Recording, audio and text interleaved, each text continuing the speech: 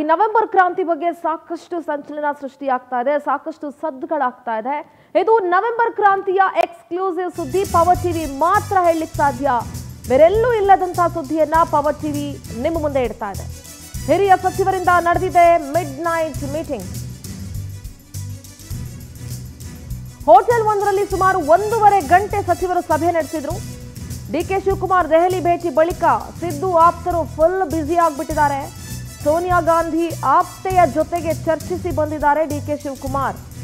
Hotel ಒಂದರಲ್ಲಿ ಹಿರಿಯ ಸಚಿವರು ಮಿಡ್ ನೈಟ್ ಸಭೆಯನ್ನ ನಡೆಸಿದ್ದಾರೆ. ಹಾಗಾದ್ರೆ ಆ ಹಿರಿಯ ಸಚಿವರು ಯಾರು, ಯಾರ ನೇತೃತ್ವದಲ್ಲಿ ಈ ಮಿಡ್ ನೈಟ್ ಸಭೆ ನಡೆದಿದೆ ಅನ್ನೋದು ಬಹಳ ಇಂಪಾರ್ಟೆಂಟ್ ಆಗುತ್ತೆ.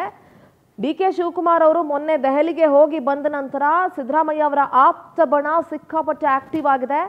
ಬ್ರೇಕ್ಫಾಸ್ಟ್ ಮೀಟಿಂಗು, ಲಂಚ್ ಮೀಟಿಂಗು, ಈ ರೀತಿಯಾದಂತಹ ಮೀಟಿಂಗ್ಗಳು ನಡೆಸ್ತಿದ್ದಾರೆ. ಈಗ ಗೃಹ ಸಚಿವ ಪರಮೇಶ್ವರ್ ಅವರ ನೇತೃತ್ವದಲ್ಲಿ ಮಿಡ್ ನೈಟ್ ಸಭೆ ನಡೆದಿದೆ.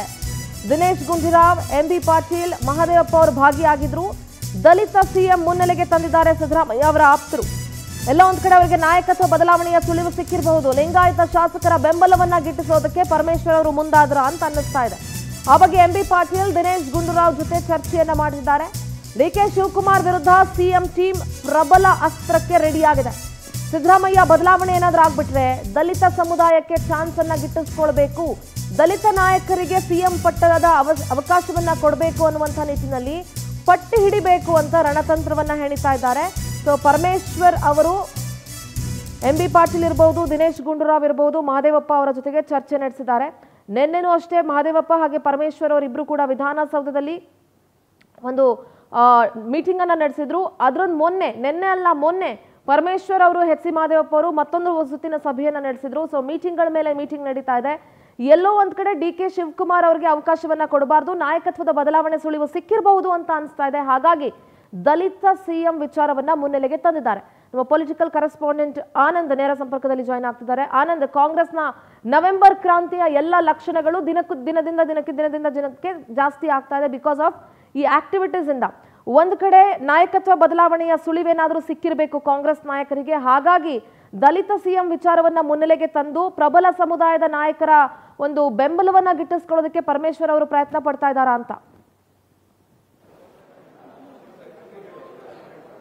ಖಂಡಿತವಾಗ್ಲೂ ಸಿಂಧೂರ, ಪರಮೇಶ್ವರ್ ಅವರಿಗೆ ಸಿಎಂ ಆಗ್ತಕ್ಕಂಥ ಒಂದು ಅವಕಾಶಗಳು ಕೂಡ ಈಗ ಹೆಚ್ಚಾಗಿ ಬಂದಿರತಕ್ಕಂಥದ್ದು. ಈಗಾಗಲೇ ಹೈಕಮಾಂಡ್ ಇಂದ ಸಿಎಂ ಸಿದ್ದರಾಮಯ್ಯ ಅವರಿಗೆ ಒಂದು ಸಂದೇಶ ಬಂದಿದೆ. ಅದಕ್ಕಾಗಿ ಅವರು ತಮ್ಮ ನಡವಳಿಕೆಯಲ್ಲಿ ಒಂದಷ್ಟು ವರಸೆಯನ್ನ ಬದಲಿಸಿಕೊಂಡಿದ್ದಾರೆ ಅನ್ನೋದು ವಿಚಾರಗಳು ಕೂಡ ಚರ್ಚೆ ಆಗ್ತಾ ಇದೆ. ಯಾಕೆಂದ್ರೆ ಹಿಂದೆ ಯಾವುದೇ ರೀತಿಯಲ್ಲೂ ಕೂಡ ಸಿಎಂ ಬದಲಾವಣೆ ಇಲ್ಲ, 5 ವರ್ಷವೂ ಕೂಡ ನಾನೇ ಸಿಎಂ ಆಗಿರ್ತೀನಿ, ಪವರ್ ಶೇರಿಂಗ್ ವಿಚಾರವೂ ಕೂಡ ಪ್ರಸ್ತಾಪ ಇಲ್ಲ ಅಂತ ಖಡಕ್ ಆಗಿ ಸಿದ್ದರಾಮಯ್ಯ ಅವರು ಮಾತಾಡ್ತಾ ಇದ್ರು. ಡಿಕೆ ಶಿವಕುಮಾರ್ ಅವರು ಯಾವಾಗ ದೆಹಲಿಗೆ ಹೋಗಿ ಬಂದ್ರು ಆಗಿಂದ ಸಿದ್ದರಾಮಯ್ಯ ಅವರು ಕೊಂಚ ತಣ್ಣಗಾಗಿರ್ತಕ್ಕಂಥದನ್ನ ನಾವು ಕಾಣಬಹುದು. ಪ್ರಮುಖವಾಗಿ ಹೈಕಮಾಂಡ್ ಒಪ್ಪಿದ್ರೆ ನಾನು 5 ವರ್ಷವೂ ಕೂಡ ಮುಂದುವರಿತೀನಿ, ಇಲ್ಲಾಂದ್ರೆ ಇಲ್ಲ ಅನ್ನೋ ಒಂದು ಮಾತನ್ನ ಹೇಳುವ ಮೂಲಕ ಪವರ್ ಶೇರಿಂಗ್ ವಿಚಾರವನ್ನ ಪರೋಕ್ಷವಾಗಿ ಸಿದ್ದರಾಮಯ್ಯನವರ ಪ್ರಸ್ತಾಪ ಮಾಡಿರ್ತಕ್ಕಂಥದ್ದು. ಈ ಹಿನ್ನೆಲೆಯಲ್ಲಿ ಕೆಲವು ಸಚಿವರಿಗೆ, ಅದರಲ್ಲೂ ಸಿದ್ದರಾಮಯ್ಯನವರ ಆಪ್ತರಿಗೆ ಬಹಳಷ್ಟು ಒಂದು ಆತಂಕ ಶುರುವಾಗಿದೆ. ಕೆಲವರಿಗೆ ಸಚಿವ ಸ್ಥಾನವೇ ಕಳೆದುಕೊಳ್ತಕ್ಕಂಥ ಒಂದು ಭೀತಿ ಶುರುವಾಗಿದ್ರೆ, ಇನ್ನು ಕೆಲವರಿಗೆ ರಾಜಕೀಯ ಭವಿಷ್ಯವೇ ಅತಂತ್ರ ಆಗ್ತಕ್ಕಂಥ ಒಂದು ಸಮಸ್ಯೆಯು ಕೂಡ ಅವರಿಗೆ ಕಾಡ್ತಾ ಇರತಕ್ಕಂಥದ್ದು. ಈ ಹಿನ್ನೆಲೆಯಲ್ಲಿ ಸಮಾನ ಮನಸ್ಕರೇನಿದ್ದಾರೆ ಈ ಎಲ್ಲಾ ಶಾಸಕರು ನಿನ್ನೆ ಖಾಸಗಿ ಹೋಟೆಲ್ನಲ್ಲಿ ಮೀಟಿಂಗ್ ಮಾಡಿರ್ತಕ್ಕಂಥ ಒಂದು ಎಕ್ಸ್ಕ್ಲೂಸಿವ್ ಮಾಹಿತಿ ಸಿಕ್ಕಿರ್ತಕ್ಕಂಥದ್ದು.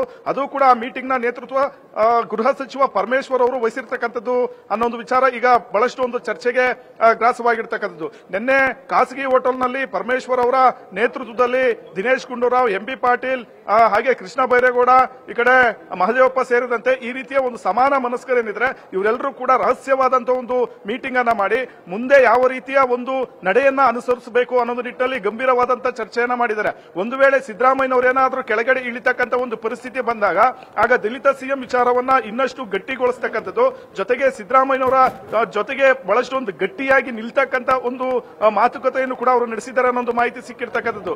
ಈಗ ಇನ್ನೊಂದು ಕಡೆ ಸಿದ್ದರಾಮಯ್ಯನವರು ಬಜೆಟ್ ವರೆಗೂ ಕೂಡ ಮುಂದುವರಿಬೇಕು ಅನ್ನೋ ಒಂದು ಇಂಗಿತವನ್ನ ಹೈಕಮಾಂಡ್ ಮುಂದೆ ವ್ಯಕ್ತಪಡಿಸಿದ್ದಾರೆ ಅನ್ನೋ ಮಾಹಿತಿ ಸಿಕ್ಕಿದೆ. ಹಾಗೇನಾದರೂ ಆಗಿದ್ರೆ ಜನವರಿಯಲ್ಲಿ ಒಂದು ದಲಿತ ಸಮಾವೇಶವನ್ನು ಕೂಡ ಮಾಡಿ ಹೈಕಮಾಂಡ್ ಅನ್ನ ಒಂದು ಇಕ್ಕಟ್ಟಿಗೆ ಸಿಲುಸ್ತಕ್ಕಂಥದ್ದು, ಜೊತೆಗೆ ಹೈಕಮಾಂಡ್ಗೆ ಶಕ್ತಿ ಪ್ರದರ್ಶನ ಮಾಡಿ ಒಂದು ಪರೋಕ್ಷವಾಗಿ ಒಂದು ಸಂದೇಶವನ್ನು ರವಾನೆ ಮಾಡತಕ್ಕಂತ ಒಂದು ಪ್ಲಾನ್ ಅನ್ನು ಕೂಡ ಈ ನಾಯಕರು ಹಾಕೊಂಡಿರ್ತಕ್ಕಂಥದ್ದು. ಇದರಲ್ಲಿ ಪ್ರಮುಖವಾಗಿ ಎಂಬಿ ಪಾಟೀಲ್, ದಿನೇಶ್ ಗುಂಡೂರಾವ್ ಅವರು ಕೂಡ ಭಾಗಿಯಾಗಿರ್ತಕ್ಕಂಥದ್ದು ತೀವ್ರ ಕುತೂಹಲ ಮೂಡಿಸಿದೆ. ಈ ಕಡೆ ದಲಿತ ಸಿಎಂ